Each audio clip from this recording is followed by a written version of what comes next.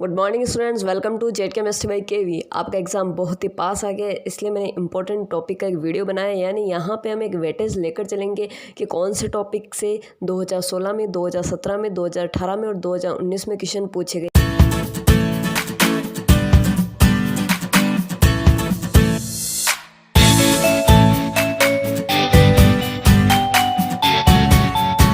तो हम बिना टाइम वेस्ट करे स्टार्ट कर देते हैं पूरा का पूरा ये वीडियो। और अभी तक किसी ने चैनल को सब्सक्राइब नहीं किया तो प्लीज़ चैनल को सब्सक्राइब कर दे, साथ ही वीडियो को लाइक कर दोस्तों के साथ शेयर कर दे ताकि हर एक बच्चे को उसका फ़ायदा हो सके। तो देखिए, सबसे पहले हम बात करते हैं कि एटॉमिक स्ट्रक्चर आप लोगों के एग्ज़ाम में कितना इम्पोर्टेंट है। देखिए, आप लोगों को ऊपर की तरफ दिखाई दे रहा होगा, ये जो मैंने रेड मार्किंग कर रखी है वहाँ पे आप लोगों को 2016, 2017, 2018 और 2019 लिखा हुआ दिखाई दे रहा होगा। अब देखिए, हम बात कर लेते हैं एटॉमिक स्ट्रक्चर। तो 2016 में एटॉमिक स्ट्रक्चर से 3 क्वेश्चन आए थे, 2017 में 2 आए थे, 2018 में 3 आए थे, 2019 में 2 आए थे। यानी आप लोगों को एक्चुअल में अगर देखें तो आप लोगों को यहाँ से 3 क्वेश्चन 2020 में मिल सकते हैं। फिर देखिए, पीरियोडिक टेबल की हम बात कर लेते हैं।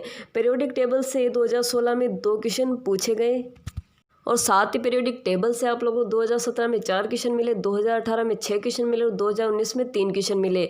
तो आप लोग देख सकते हैं कि 2020 में आप लोगों को 3 या 4 क्वेश्चन पीरियोडिक टेबल से मिल सकते हैं। फिर देखिए, हम केमिकल बॉन्डिंग की बात कर लेते हैं। केमिकल बॉन्डिंग यानी रासायनिक बंध से आप लोगों को 2016 में 3, 2017 में 2, 2018 में 1 और 2019 में 2 क्वेश्चन मिला है। तो 2020 में हम देखें तो 1 या 2 क्वेश्चन आप लोगों को मिल सकता है।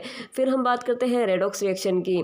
रेडॉक्स रिएक्शन से आप लोगों को 2016 में 1 मिला है, 2017 में 1 मिला है, 2018 में कुछ भी नहीं मिला है, 2019 में भी कुछ भी नहीं मिला है। तो 2020 में भी कुछ भी नहीं मिलने की संभावना है। यानी आप लोगों के लिए रेडॉक्स इतना इम्पोर्टेंट नहीं है, इसलिए मैंने रेडॉक्स को बहुत ही कम टाइम में पहले ही कंप्लीट करवा दिया था। देखिए, मेरा मानना यह है कि जो भी बच्चा मेरी प्लेलिस्ट को पढ़ लेगा उसका सिलेक्शन श्योर है, क्योंकि जेट का एग्ज़ाम इतना इजी होता है। यानी जेट केमिस्ट्री जो इतनी इजी होती है आप लोग सोच नहीं सकते। मैंने जो भी प्लेलिस्ट में वीडियो बनाए हैं, अगर जो भी बच्चा वो वीडियो देख लेगा, लगभग वो 30 या 40 घंटे की वीडियो है, 1 या 2 दिन में पूरी की पूरी वीडियो कंप्लीट हो जाएगी। तो आप लोगों को अच्छी रैंकिंग चाहिए तो आप लोग वीडियो देख सकते हैं। फिर हम चलते हैं केमिकल काइनेटिक की तरफ। तो देखिए, रासायनिक बलगतिकी से 2016 में 3 क्वेश्चन पूछे गए, 2017 में 2, 2018 में 1 और 2019 में 1 भी नहीं पूछा गया। तो 2020 में मानो तो 1 क्वेश्चन पूछा जाएगा या 1 भी नहीं पूछा जाएगा। यानी यहाँ से आप लोगों के 1 क्वेश्चन आने की संभावना हो सकती है। तो आप लोग चाहो, आप लोगों को नहीं आती केमिकल काइनेटिक्स तो छोड़ सकते हो। फिर हम चलते हैं केमिकल इक्विलिब्रियम की तरफ। तो देखिए, 2016 में 3 क्वेश्चन पूछे गए, 2017 में 2 क्वेश्चन पूछे गए, 2018 में 1 पूछा गया और 2019 में कुछ भी नहीं पूछा गया।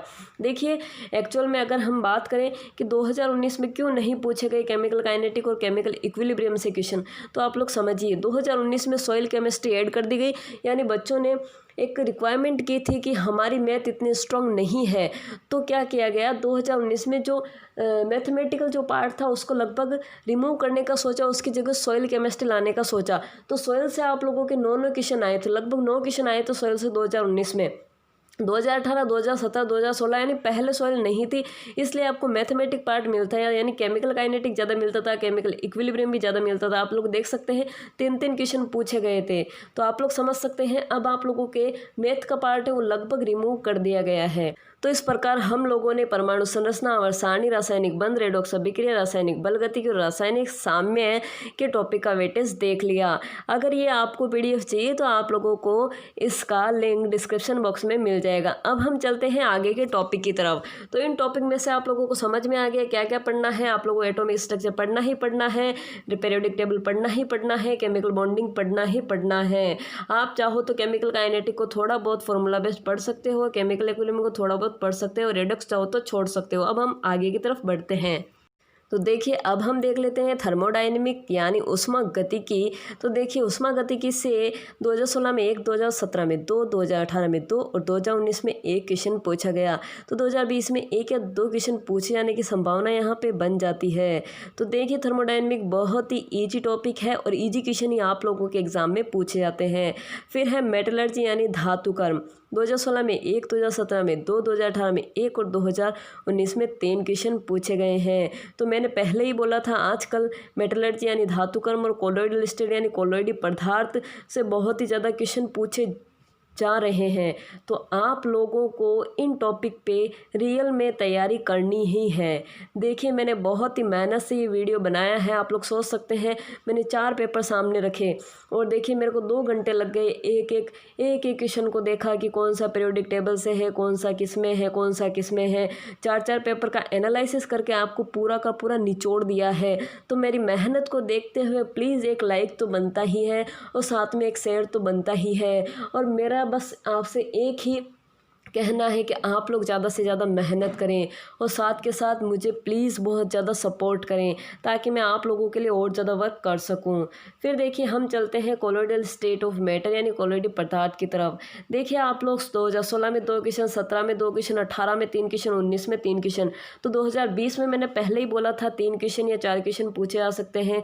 धातुकर्म से भी 3 क्वेश्चन या 4 क्वेश्चन पूछे जा सकते हैं 2020 में। दोनों ही बहुत ही इंपॉर्टेंट है। फिर है डी ब्लॉक। डी ब्लॉक में देखिए 16 में 2, 17 में 3, 18 में 3 और 19 में 3। तो 20 में भी 3 क्वेश्चन पूछे जाने की संभावना है क्योंकि डी ब्लॉक भी मैंने बोला था ईजी है, बहुत ही ज़्यादा ईजी है और आपके क्वेश्चन में ये ज़्यादा से ज़्यादा इंपॉर्टेंट रोल प्ले करता है। तो आप लोगों को ये तीनों metallurgy, colloidal state of matter और डी ब्लॉक अच्छे से पढ़ना है। फिर है एस ब्लॉक। 16 में 1, 17 में 1, 18 में 1 और 19 में 2, यानी 2020 में 1 या 2 क्वेश्चन पूछा जा सकता है। तो देखिए इस प्रकार आप लोगों को एस ब्लॉक चाहो तो आप लोग पढ़ सकते हैं क्योंकि ईजी क्वेश्चन आता है। अगर किसी ने पीरियोडिक टेबल को अच्छे से पढ़ा है ना तो उसे एस ब्लॉक पढ़ने की कोई ज़रूरत नहीं है। तो आप चाहो तो एस ब्लॉक पढ़ लीजिए या चाहो तो छोड़ भी सकते हैं, पर डी ब्लॉक को मर धर के पढ़ना ही है। फिर हम चल लेते हैं एसिड बेस यानी अम्ल क्षार की तरफ। देखिए 16 में 2 क्वेश्चन, 17 में 3, 18 में 5 और 19 में 1। तो देखिए मैं आप लोगों को बता दूं अम्ल क्षार से 1 क्वेश्चन फिक्स है, 1 या 2 क्वेश्चन तो फिक्स है और हमेशा ये क्वेश्चन आता है कि संयुग्मी क्षार क्या है और संयुग्मी अम्ल क्या है। मेरा दावा है अगर संयुग्मी क्षार और संयुग्मी अम्ल आपको पहचानना आ गया ना तो आप 8 नंबर नहीं छोड़ सकते। आप लोग अम्ल क्षार से 8 नंबर कमाओगे ही कमाओगे। यहाँ से 2 क्वेश्चन 2020 में पूछे जाने की पूरी संभावना है और क्वेश्चन बस यही आएगा, क्या आएगा कि संयुग्मी अम्ल क्या है और संयुग्मी क्षार क्या है, या साथ ही पीएच का क्वेश्चन आ सकता है। ओके, अब हम चलते हैं some basic concept of chemistry यानी रसायन विज्ञान की मूलभूत अवधारणा। देखिए ये भी अच्छा टॉपिक है। यहाँ से बस ये क्वेश्चन बन सकता है कि गुणित अनुपात का नियम किसने दिया, अवोगाद्रो नियम क्या है, या आपसे कुछ भी पूछा जा सकता है पर बहुत ही ईजी लेवल का पूछा जाएगा।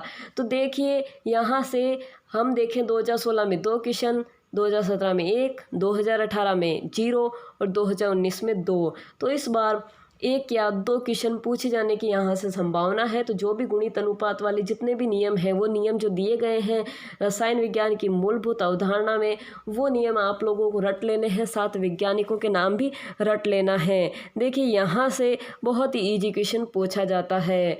तो इस प्रकार हम लोगों ने ये भी देख लिया कि उष्मागतिकी, धातुकर्म, कोलोइडी पदार्थ, डी ब्लॉक, एस ब्लॉक, अम्ल क्षार व रासायनिक विज्ञान की मूलभूत अवधारणा में से सबसे ज़्यादा इंपॉर्टेंट जो टॉपिक है वो कौन सा हो जाता है, डी ब्लॉक हो जाता है, साथ में कोलोइडी पदार्थ हो जाता है, फिर धातुकर्म हो जाता है। फिर साथ ही हम देखें तो उष्मागतिकी थोड़ा बहुत इंपॉर्टेंट है और रसायन विज्ञान की मूलभूत अवधारणा थोड़ा बहुत इंपॉर्टेंट है। और अम्ल क्षार से संयुग्म में अम्ल व संयुग्म में क्षार जिसको समझ में आ गया वो यहाँ से 8 नंबर पक्के कमा लेगा। तो इस प्रकार हम लोगों ने देख लिया। तो बच्चों प्लीज़ इस वीडियो को लाइक कर देना। हम आगे की तरफ चल लेते हैं। इसका PDF आप लोगों को डिस्क्रिप्शन बॉक्स में मिल जाएगा। आगे की तरफ चलते हैं। तो देखिए बच्चों अब हम चल लेते हैं GOC की तरफ यानी जनरल ऑर्गेनिक केमिस्ट्री की तरफ। तो 2016 में 4, 17 में 2, 18 में 2 और 2019 में 3 क्वेश्चन पूछे जा चुके हैं। तो 2020 में यही संभावना है कि 3 क्वेश्चन यहाँ से पक्के ही पूछे जाएंगे। फिर हम चल लेते हैं alcohol, aldehyde and carboxylic acid की तरफ। तो यहाँ से 16 में 3 क्वेश्चन, 17 में 3, 18 में 8 और 19 में 4। तो इसी प्रकार हम देखें तो ये बहुत इंपॉर्टेंट हो जाता है क्योंकि ऑर्गेनिक केमिस्ट्री में बहुत ही इंपॉर्टेंट रोल प्ले करता है। तो 2020 में यहाँ से 4 या 5 क्वेश्चन आने की संभावना है। फिर हम चल लेते हैं हाइड्रोकार्बन की तरफ।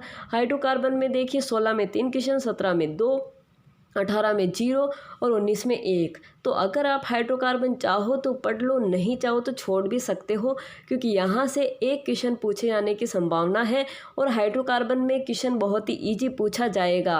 ओके, अब हम चल लेते हैं हैलोजन या हैलाइड की तरफ। तो देखिए यहाँ से 16 में 2, 17 में 2, 18 में 2, 19 में 1 भी नहीं पूछा गया। तो 2020 में यहाँ से एक क्वेश्चन पूछा जा सकता है। फिर हम चल लेते हैं पॉलीमर यानी बहुलक की तरफ। तो यहाँ से 16 में 1, 17 में 2, 18 में 1 और 19 में 1 क्वेश्चन पूछा गया है। तो 2020 में यहाँ से 1 या 2 क्वेश्चन पूछे जाने की संभावना है। और मैं बता दूं यहाँ से क्वेश्चन कहाँ से आएगा। क्वेश्चन प्राकृतिक बहुलक से आता है हमेशा ही लगभग। तो जो आइसोप्रीन और नियोप्रीन है उनको अच्छे से पढ़ लेना आप लोग। फिर हम चल लेते हैं दैनिक जीवन में रसायन यानी केमिस्ट्री इन एवरीडे लाइफ। तो देखिए 2016 में 0, 2017 में 1, 2018 में 1 और 2019 में 0 क्वेश्चन पूछा गया है।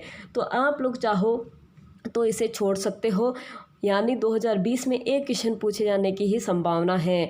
केमिस्ट्री इन एवरीडे लाइफ में क्वेश्चन कहाँ से आएगा, वो आएगा आप लोगों के एस्पार्टेम सुक्रोज यानी जो शर्करा वाला टॉपिक है ना, वहाँ से क्वेश्चन आने की पूरी संभावना है। फिर हम चल लेते हैं सॉइल केमिस्ट्री। देखिए आप लोग जानते हैं सॉइल केमिस्ट्री 2019 में ही जुड़ी थी, यानी एड सॉइल केमिस्ट्री 2019 में ही हुई थी। तो 2017 में और 2018 में और 2016 में सॉइल केमिस्ट्री से कोई भी क्वेश्चन नहीं आता था, यानी सॉइल केमिस्ट्री से 16 में 0 क्वेश्चन, 17 में 0 क्वेश्चन, 18 में 0 क्वेश्चन। लेकिन सॉइल केमिस्ट्री के क्वेश्चन 2019 में 9 क्वेश्चन आए थे। सॉइल केमिस्ट्री लगभग 50% आपके एग्रीकल्चर सब्जेक्ट की ही है, तो वहाँ से आप लोग अच्छे से पढ़ सकते हैं। तो इस प्रकार हम लोगों ने अच्छे से देख लिया वेटेस्ट टॉपिक का कि कौन सा टॉपिक हमें पढ़ना है। तो आई होप आप लोगों को वीडियो अच्छा लगा होगा। अगर वीडियो अच्छा लगे प्लीज़ हमें वीडियो को लाइक कर देना और साथ इस चैनल को सब्सक्राइब कर देना, ताकि हम मोटिवेट होकर आप लोगों के लिए इन 7 दिनों में और ज़्यादा वर्क कर सके, क्योंकि आपका एग्ज़ाम 2 अगस्त को है। ओके बच्चों, थैंक यू। Okay bye.